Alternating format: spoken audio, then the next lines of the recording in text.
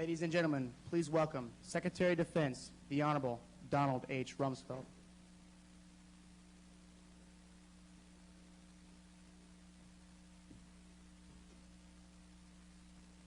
Be seated, please.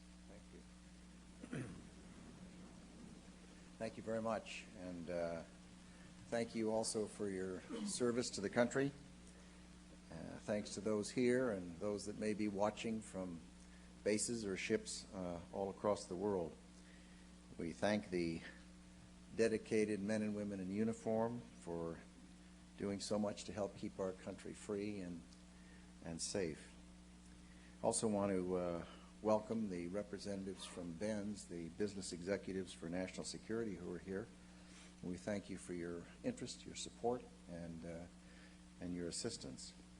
And needless to say, we welcome the senior officials from the Department of Defense here, the Vice Chiefs and Dr. David Chu and others who are gathered. I'm going to make some very brief remarks and then respond to questions. And the tough ones,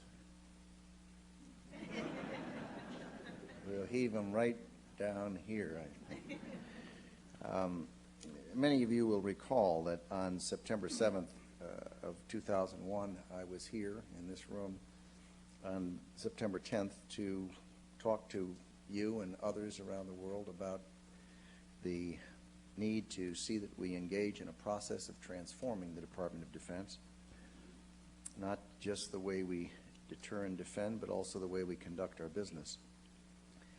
We must build a department, I said on that day, where each of the dedicated people here can apply their considerable talents and skills to defend America, where they have the resources, the information, and the freedom to perform.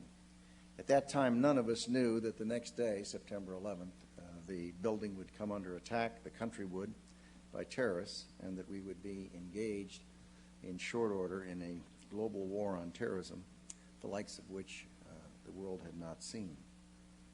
Since September 11th, the people of the department have performed with courage, talent, and devotion. And certainly each of you, military and civilian alike, has played an important role in the success that our country's had thus far.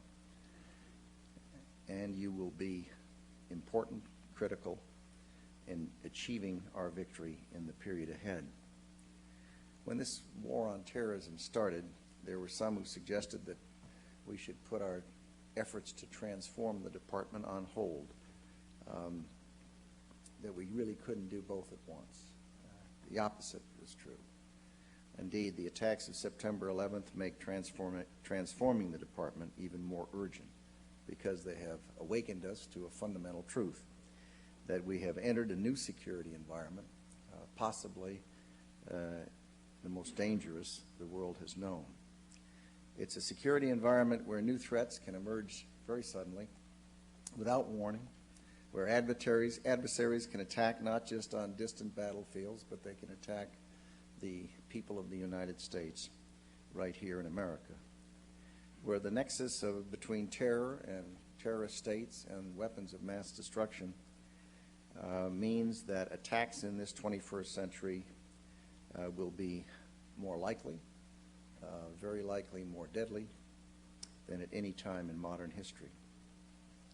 Notwithstanding the successes that our country's had and our coalition has had, a giant coalition of some 90 nations in this global war, and the good work that has been done, we're still not yet arranged to deal successfully with this new security environment.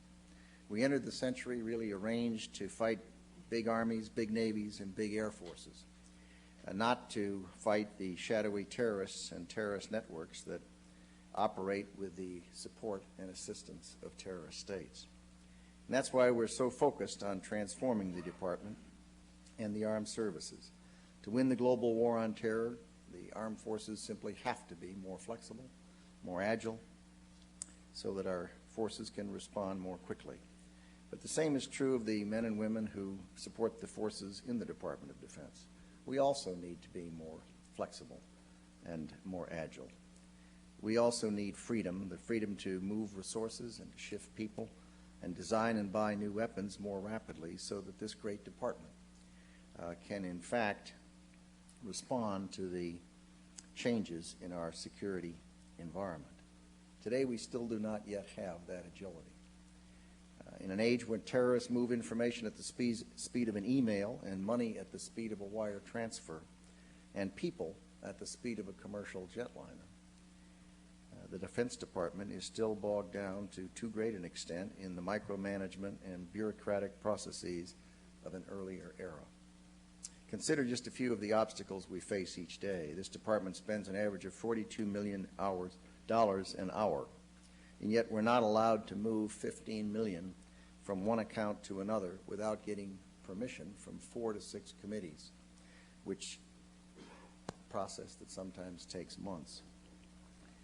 Think of the fiscal year 2004 defense budget.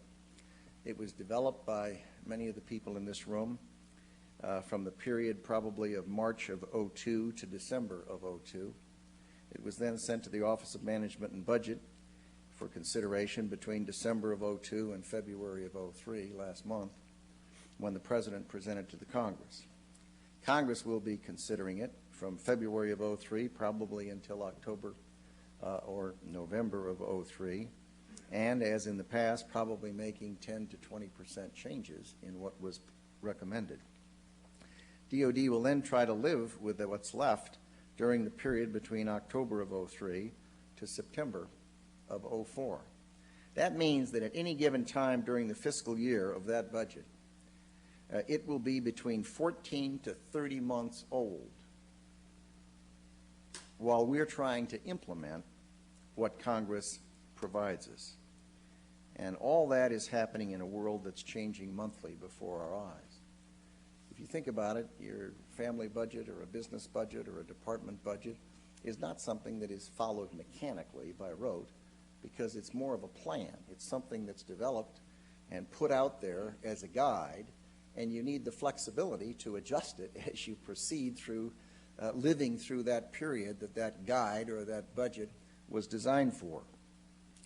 The fact that at any given time that plan, if you will, is between 14 and 30 months old, and the world's changing so rapidly, it I think, puts into perspective the difficulty of having so many restrictions imposed. Instead of being streamlined for the fast-paced 21st century, the defense authorization has grown with each passing year. Just consider the changes over my brief career. When I was first elected to Congress in 1962, the defense authorization bill was 1 page. The last time I was Secretary of Defense a quarter of a century ago, the 77 authorization bill had grown to 16 pages. When I came back to the Pentagon for this second tour, the 2001 authorization bill had grown to 534 pages. I can't even imagine what it'll look like if I were to come back in 2025. Let's hope it's not a straight line projection. Today we have some 320,000 uniformed people doing what are essentially non-military jobs. And yet we're calling up reserves to help deal with the global war on terror. The department's required to prepare and submit some 26,000 pages of justification and over 800 required reports to Congress each year, many of marginal value, I'm sure many not read, consuming hundreds of thousands of man-hours to develop, and untold number of trees destroyed. Despite 128 acquisition reform studies, we have a system in the Defense Department that since 1975 has doubled the time it takes to produce a new weapon system. In an era when new technologies are arriving in years and months, not decades. The point is this, we're fighting the first war of the 21st century with a department that was fashioned to meet the challenges of the mid-20th century. We're all working hard to change. In 2001, I talked about some of the things we could do on our own to transform this department, to eliminate waste and duplication, and to demonstrate greater respect for the taxpayers' dollars. And in the past year and a half, we've made really some good progress. We've reduced management headquarters staffs in the department from the Pentagon to every base headquarters by about 11%. We've streamlined the acquisition process by getting rid of hundreds of pages of prescriptive rules and regulations and allowing program managers, we hope, to be more innovative, flexible, and creative. By this spring, we're scheduled to have a new financial management architecture in place at great expense so that we can begin dramatically reducing some 1,800 different information systems that we now rely upon. We're improving family housing for the service members. In 2001, when I spoke here, we had already privatized about 10,000 military family houses. And since then, we've privatized an additional 18,000, and we expect to reach 102,000 privatized by the end of 2004. So in these and other areas, we're making some good progress. But to truly bring DoD into the 21st century, we need legislative help. We're now working with Congress to fashion proposals that will help transform the department. How we move money, how we manage people, how we buy weapons. Final decisions on this package of legislative authorities have not been made. We're currently in discussions with the Office of Management and Budget about them. And we're still in a consultation process trying to make sure that we get it right. We're looking at proposals to do the following things, among other things. For example, to establish a national security personnel system that would give us greater flexibility in how to handle and manage civilian personnel so that we can attract and retain and improve the performance of our 700,000 plus civilian workforce. To begin the process of moving a number of non-military functions that have been thrust on DoD over the years to other more appropriate departments so DoD can focus on tasks where we really do need to excel defending our country in this dangerous new century. And to establish more flexible rules for the flow of money through the department, giving us the ability to move somewhat larger sums between programs and priorities as we go through the year so we can respond to urgent needs and changes in our circumstance. To eliminate some of the onerous regulations that make it impossible or unattractive for many small enterprises to do business with the Department of Defense. To expand authority for competitive outsourcing so we can get military personnel out of non-military tasks and back into the field. There's really no reason, for example, that the Department of Defense should be in the business of making eyeglasses. The private sector, I suspect, makes them better and faster and possibly even cheaper. But we are, and these types of things need to change. Our goal is to gain the freedom that you need to do your jobs. Each of you here is a dedicated public servant, or you wouldn't be here. You've chosen national defense as your vocation because you love our country, and you probably know better than any the obstacles that each of you face each day and what needs to be done to solve some of the problems and make this department work better. Of course, there'll always be resistance to change. That's not surprising. Change isn't easy. People get comfortable with where they are in life. And this is a big institution. I suppose changing it is like turning a giant ship. It doesn't spin on a dime. It's not a speedboat. It's an important institution, and it's probably good that it takes time. But the ship is turning. I do believe we're making progress. I can feel the turn. I suspect many of you can as well. And with your help and with the help of Congress, I believe we can do a lot more to make this department more effective and so that it will serve our country even better than it currently does. So I thank all of you for what you do for our country, those here and those listening across the globe. We appreciate it. We know that what you do contributes to peace and stability in this world and that it is greatly valued by the American people. We'd be happy to respond to questions. Thank you very much.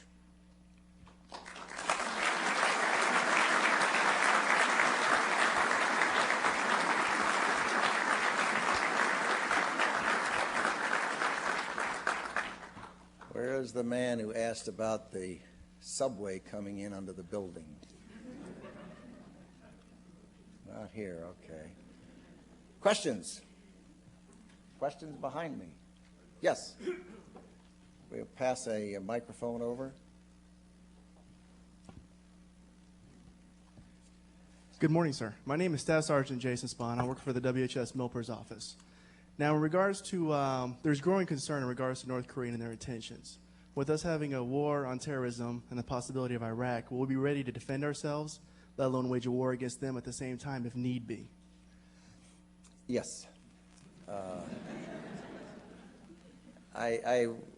That question was asked recently in a meeting that General Myers and I were having, and that was his answer, yes. And the reason I say that is that it is a big order, let there be no doubt. But we spent a great deal of time over the past 2 years fashioning a new defense strategy and a new force sizing construct. We then had that tested in the tank by the chiefs, and they conducted a tabletop series of, I guess there were 2 exercises to look at it and analyze it and make judgments about it as to whether or not we in fact would be able to fulfill that assignment, specifically be able to wage a major conflict in a theater and occupy a country and near simultaneously swiftly defeat in another theater, and in addition be capable of conducting a variety of lesser contingencies, such as things like Bosnia or Kosovo or what's currently going on in Afghanistan. And the answer was that in any exercise like that or activity like that or analysis, you obviously see things that you wish were somewhat better than they are. But in the aggregate, I think if you asked any of the gentlemen here who were involved in it, they would say that we're well arranged and we feel good about the deterrent and the defensive capability that the United States has. Question? Yes. If someone has a question back here, you should yell at me. Yes. Ensign Elise Hurley, Atlanta, Georgia. I'd like to hear your comments about your reserve force, sir. They are terrific. If you think of, they really are. It's just,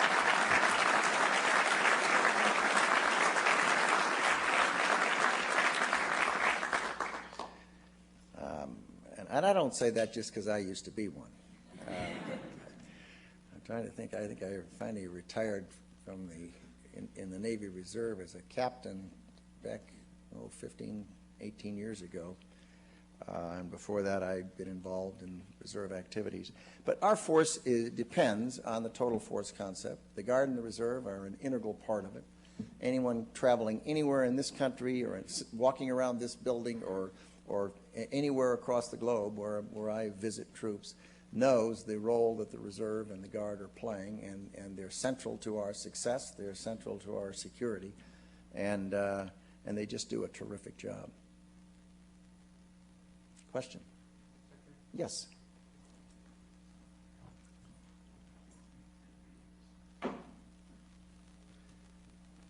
I'd like a real complicated technical question for Dr. David Chu. Hello, sir. I'm Don Werner.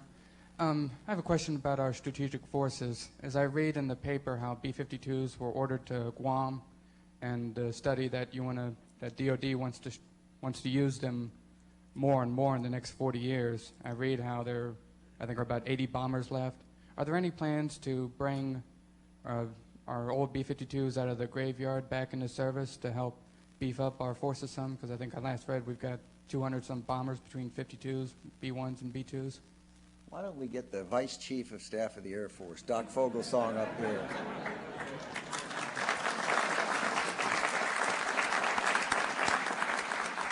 I'd like to defer to David Chu for that. Specific answer to your question is no. We don't have any. We were sized right now with the right number of bombers. We believe the B-52s are out at Davis-Monthan or in no state that we could ever bring them back as a result of our SALT commitments years ago. So we think we have the right size bomber force now. We are modernizing it. We are keenly aware of the fact that we have to take these older airplanes and bring them up to date. And so we've got a pretty comprehensive roadmap to do that. If you'd asked about tankers or lift, it would have been a different answer. Question? Yes, way back there. Thank you, Mr. Secretary. I was actually out in the hall. You asked me, is there an update on subway security, sir? I had a feeling you'd be here.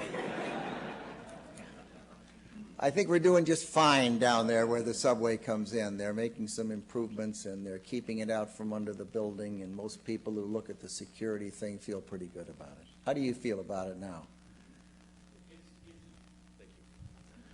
It has improved. I do know that there have been some problems. There was an issue yesterday, but since I take the subway every day, it's something I see every day, and it doesn't have the security of, say, the airport, for instance, which is unfortunate, but it would be very difficult to implement that. So, all right, who's next?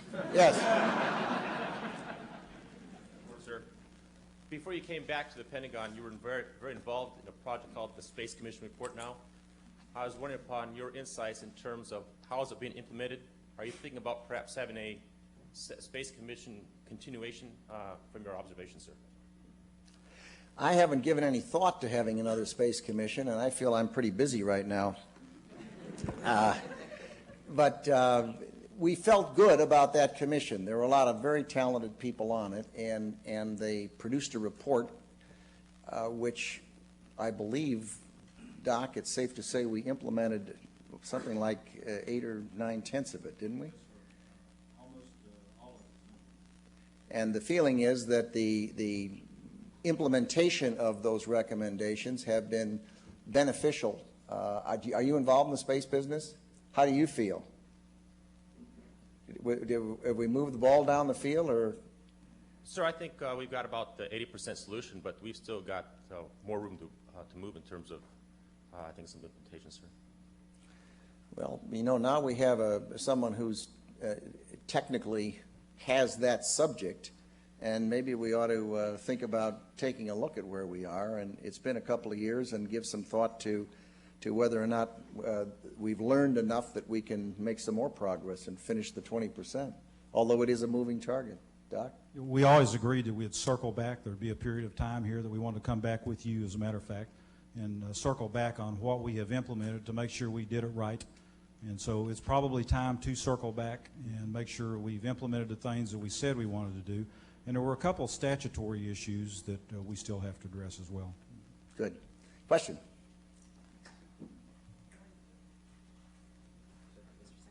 Yes. Mr. Secretary, my name is Tracy Bolo, and I work for the General Counsel's Office of the Air Force. And I appreciate your commitment to the transformation that you want to make to DOD. And there's a request that I have.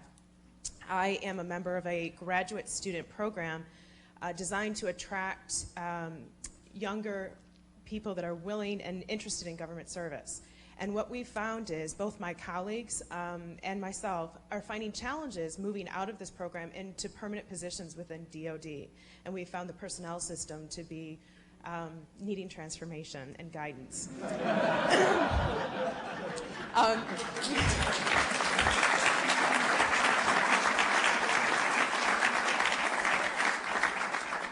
Some of my colleagues have been targeted for positions and are on the docket for over 6 months waiting for those permanent positions to be transferred. I personally am involved in the hiring of the new graduate students that we bring on, and it takes me over 8 weeks to get their paperwork through the personnel system. So I guess it's not a question but a request that we look at ways to transform our personnel system so that we can maintain this talent that we're attracting currently. Thank you very much. David Chu, fix it. Where's the mic? I want to congratulate you. That's only 8 weeks. You're below average. Stand up, David. Let people see. That's exactly what we want to try to change. We have a package of legislation that the Secretary has gotten the Vice President to give us an agreement in principle we can put forward. We're still arguing with various other agencies about details. But one of the things we want to address is how fast we hire. In fact, we like the power to go where private firms are at a college job fair, being able to say, the job's yours. It's a long way from where we are now. We like pay banding as our way of paying people, which gives a lot more flexibility on job content and changing your duties as time goes along. So we're with you. And what we need you to do is to speak up forcefully when this package gets to the Hill to say, this is what we need. This will make us much more effective. That will help us go through Congress. Good. Thank you, David. Question? Way in the back. Sir, I have two questions. I have a question for you, and I have a question for General Keane. For General Keane, sir, how do you intend on defending America's greatest national shrine, Yankee Stadium?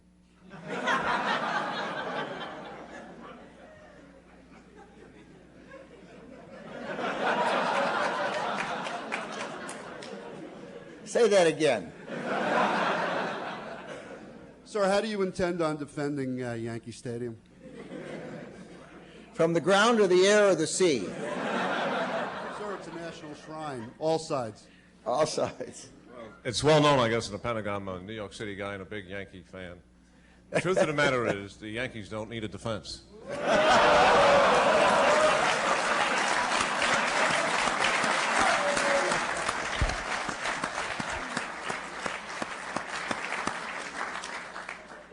And, sir, my second, not quite as important question is, how does the Department of Defense see its efforts cooperatively with Homeland Security respective to intelligence gathering?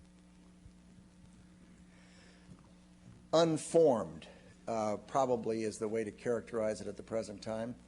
The Department is probably not going to be fully, of Homeland Security, is not going to be fully stood up for months. It is in its very early stages. The Department of Defense had representatives in the process that created it. We have created an Office of Homeland Defense, that civilian office that would work with the Northern Command, which is also a new activity for the Department of Defense. And we're in the beginning stages of developing the connectors. The intel piece of it is something that the President addressed very recently when he announced the creation of a CTIC. TTIC. What's it stand for? Terrorist Threat Integration Center. Yeah, right.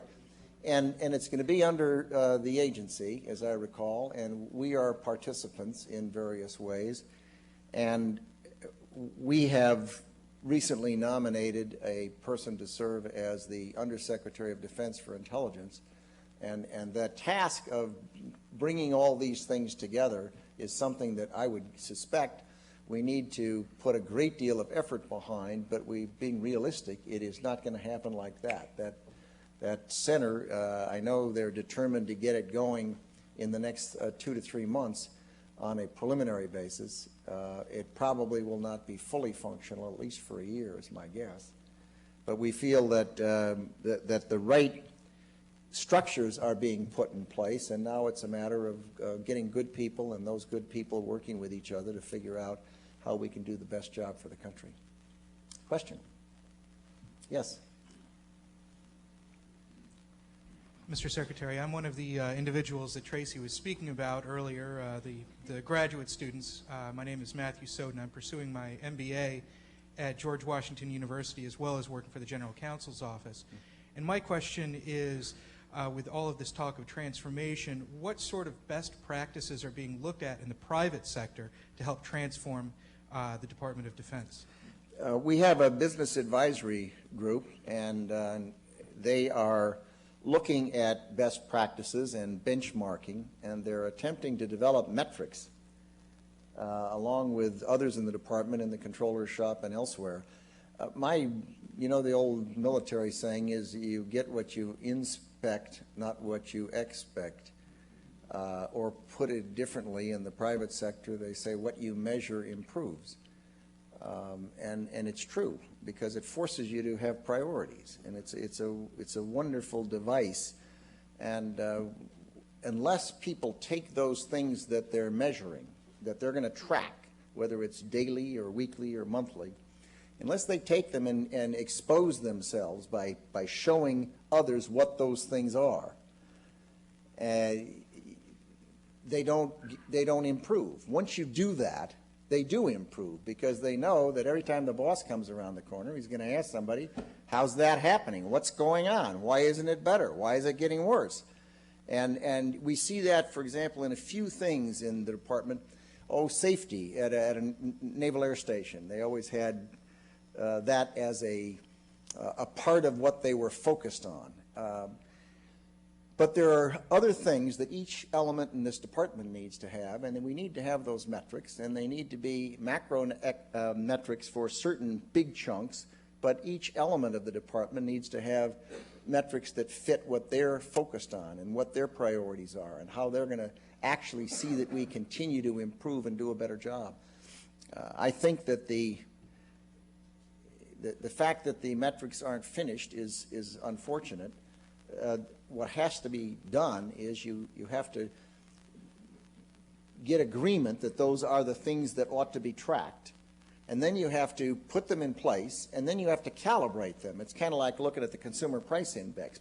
You have to decide what you want in it, what basket of things is going to be in it, and then you have to be willing to watch it and adjust it over time, and maybe even run a couple of things in parallel, so that you begin to understand what is going to give you the very best information you need.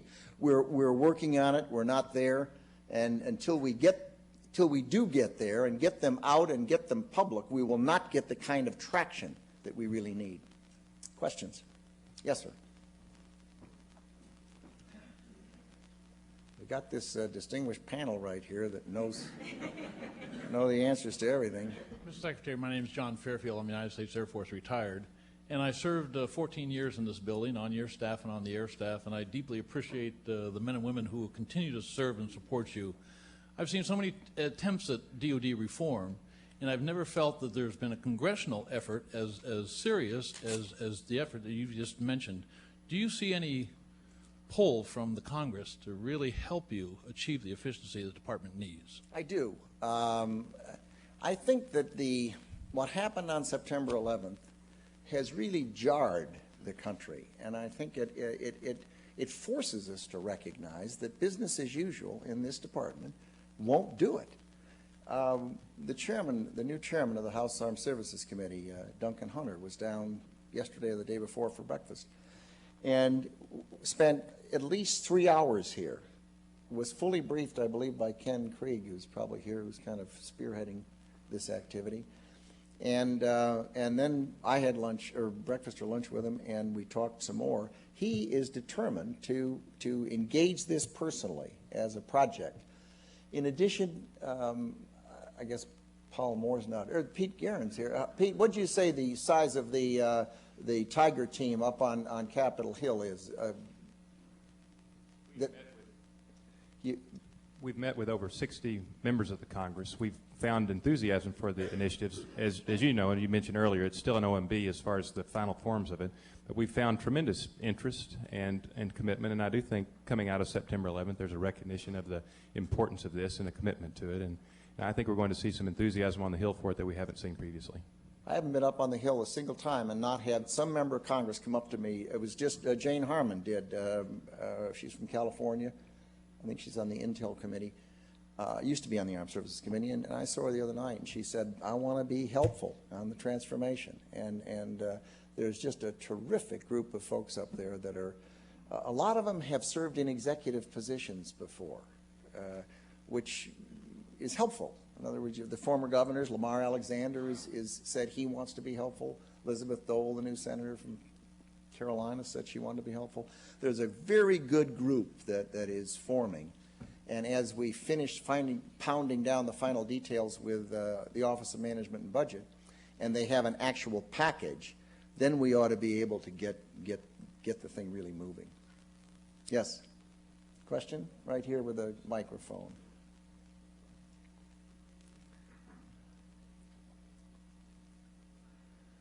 Yes, sir. Sir, Scott Buchanan with Force Transformation. Referring to some of the things you mentioned earlier with the stand-up of NORTHCOM and the stand-up of the Office of Homeland Defense and the new joint national training capability, that kind of thing. what role do you see us playing in interacting with, on personnel issues actually, in training with Homeland Security as a new department and with similar missions? It's unclear to me, but there's no question but that Tom Ridge and his folks have already talked to Ed Eberhard and said they would very much like them to assist and participate in various types of exercises and activities so that the connections will work properly. And I'm sure that that's getting started rather rapidly. Question, right here.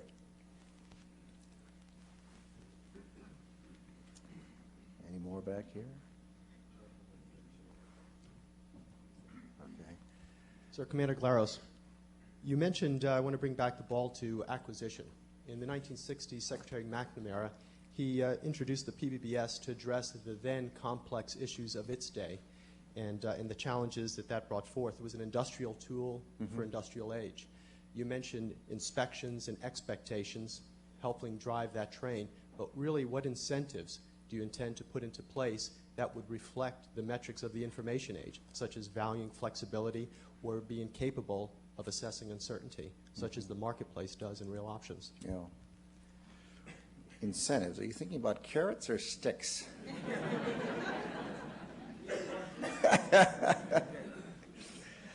No, it is the difference between the private sector and government is everything. It is, I mean, in the private sector, you are faced every day with the possibility of failing and not existing and ending, terminating. It goes out of business, bankruptcy, it's done. The investment, the effort, all of that, and that focuses the mind.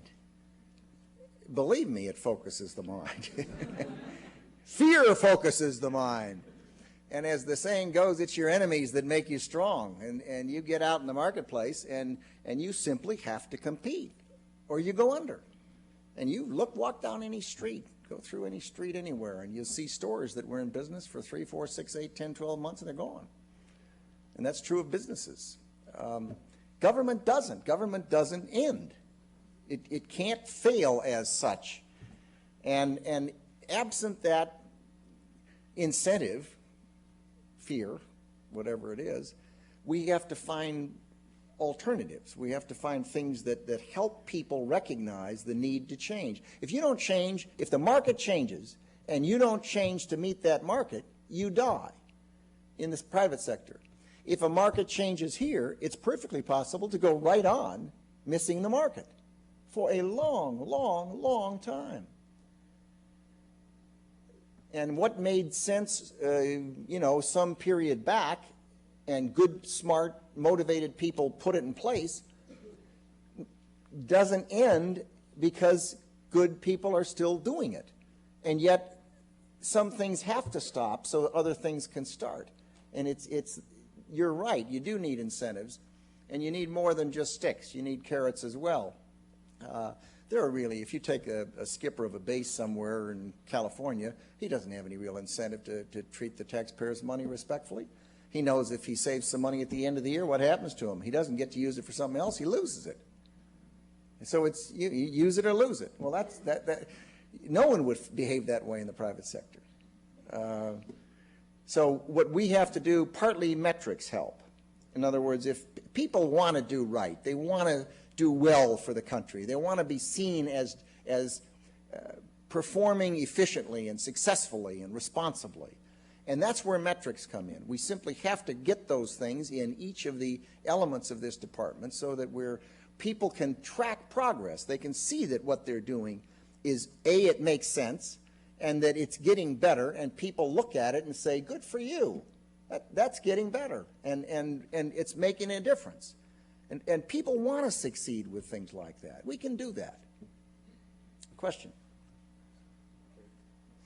I'm Sergeant Slice from Special Air Missions.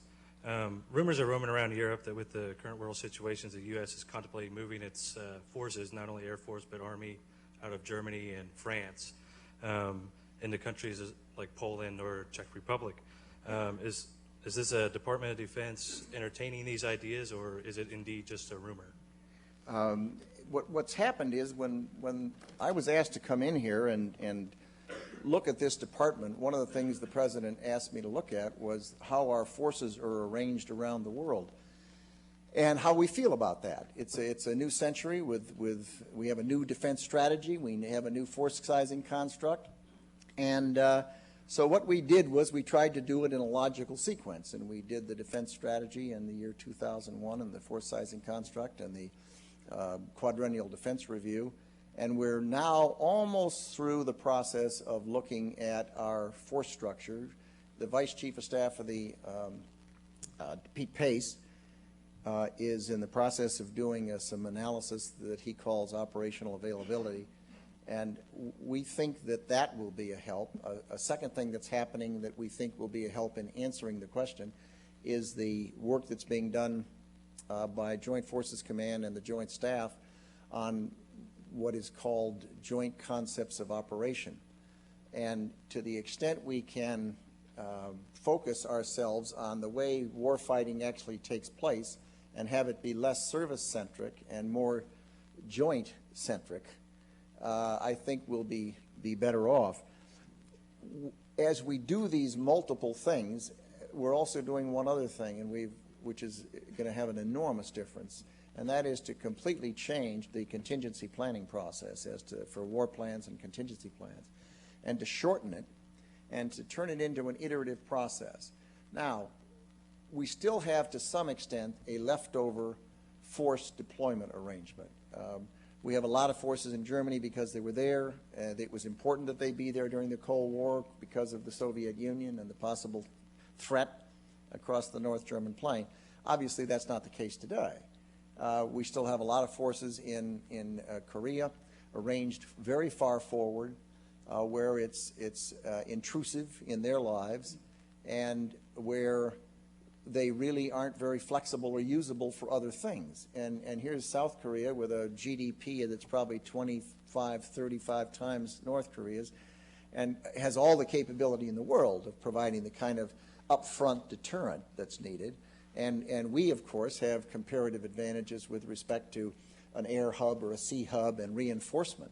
So what the new president of Korea, for example, ran and asked that we look at how we might rebalance our relationship and our force structure. So General Laporte's engaged in that process. And it's a consultative process with the South Korean government. And I suspect that what we'll do is we'll end up making some adjustments there. Whether the forces would come home or whether they'd move farther south on the peninsula or whether they'd move to some neighboring area are the kinds of things that are being sorted out. The same thing's true with our forces in Western Europe. We've had some difficulties, for example, recently in the force flow where we weren't allowed to take forces across Austria by train. There was question about whether we could move them through some other countries. And of course, the taxpayers of the United States can't have one military for the United States and another that's only usable when country A, B, C, or D allows that we might be willing to use it. So we do have to look at that arrangement. But we need to do it in a way that we retain a forward deployment of some forces, in a way that we recognize the fact that we do have the ability to move forces fairly rapidly.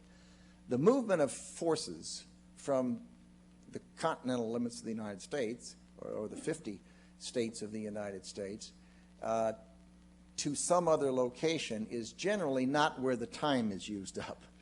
The time tends to be used up in planning and thinking and getting ready and that type of thing. So we do have, I think, with today's speed of communication and transportation, the ability to make some adjustments that I hope would be somewhat less stressful on our force and that will still demonstrate to the world that we are engaged in the world, we care about assisting our friends and allies across the globe, and that we're just simply making the kinds of logical adjustments. General Jones in Europe is in the process of thinking that through as well, and I suspect he'll be coming back with some recommendations in the period ahead.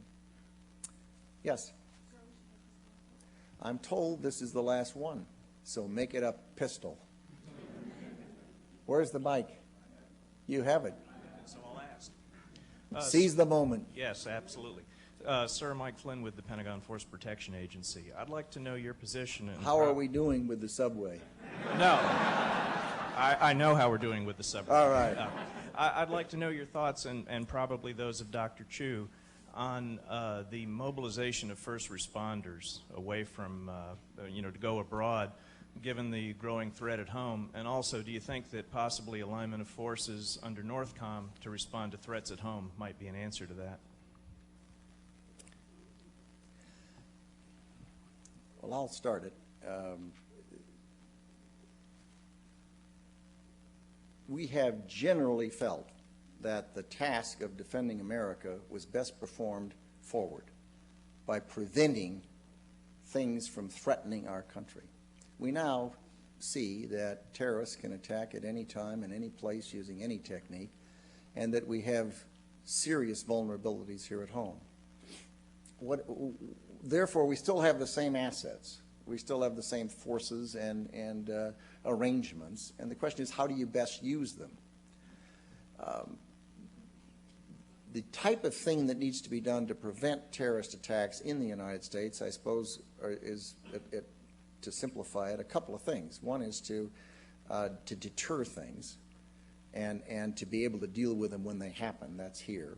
And the other is to prevent them by going out, as the President said, and finding the terrorists where they are and disrupting those terrorist networks and putting so much pressure on them through capturing and interrogation and canceling bank accounts and making it difficult to move and those types of things, which we know have disrupted a number of terrorist threats both here and elsewhere around the world. It is understandable that some people would look and say, well, my goodness, if we have threats right here, shouldn't we keep forces right here to protect against those threats? And I guess the answer to that is, isn't it better to deal with those threats elsewhere and stop them to the extent you can and have a balance as to what you do? So we do need force protection here in the United States, to be sure, and we do need first responders, but we also need the law enforcement and the intelligence gathering that can help stop things here, and we need the pressure that's being put on across the globe to make life more difficult for terrorist states and for terrorist networks. Let me just add, I think we recognize that first responder forces, local, state, national, are all under stress. And really the solution over time is to expand that community. We're trying to do that on the military side and on the civil side as well. I know some of the first responder community would like to be exempted from mobilization. We'll consider exemptions on a case-by-case basis. Actually, been very few requests like that, 15 to 20 since September 11, 2001. I think that community understands that the acceptance of the reserve position also means the acceptance of a call to duty when the country summons you. And of course, had you been put in a key or critical position, which would force you out of the reserves, you are automatically exempt under the law. In closing, let me just say one last word about this word transformation. It leaves an impression that you start in an untransformed state and then you transform and become a transformed state. Life isn't like that. Life is dynamic, it's changing, and really it's transforming. It's really more a culture, it's an attitude, it's a willingness to accept the fact that we cannot simply sit glued with what we have. We've got to look at the world honestly, we've got to be willing to address it, we've got to be bold, we simply have to be willing to innovate and do things differently, and to the extent we need to start new things, we ought to be able to stop some things. If the world's changed that much that we need to do starting some things, then we have to be willing to stop doing some things. And each of you in your jobs know that there are steps that you're required to do that aren't necessary. Is there anyone who doesn't agree with that? And what you've got to do is shove those up to your bosses and tell them these aren't needed. And why in the world don't we get with the 21st century? Thank you very much.